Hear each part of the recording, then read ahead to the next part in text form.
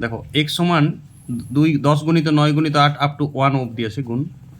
তাহলে বলছে 1/log 2 নিধান এক্স, 1/log 3 নিধান এক্স, 1/log 4 নিধান x plus dot dot dot dot 1/log 10 নিধান এক্স এর মান কত? সোজা, একদম সোজা। দেখো এটা টুকু আছে আমার, তোমরা এটাকে উল্টাই দাও। তাহলে বলো উল্টাই দিলে কি হয়? 1 যদি কিছু থাকে নিধানটা আর লগটা চেঞ্জ হয়ে যায়, এক্সটা নিধান হয়ে যায় আর 2টা লগ হয়ে যাবে।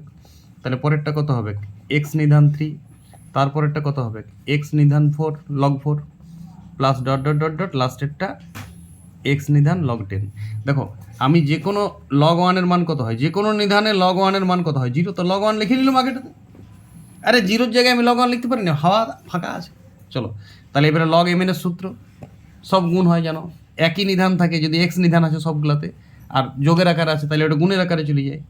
তাহলে log x 1 গুণিত 2 গুণিত 3 গুণিত ডট ডট ডট ডট 10। তাহলে দেখো 10 থেকে 1 আছে গুণ, এখানেও 1 থেকে 10 আছে, উল্টা দিক থেকে একই জিনিস।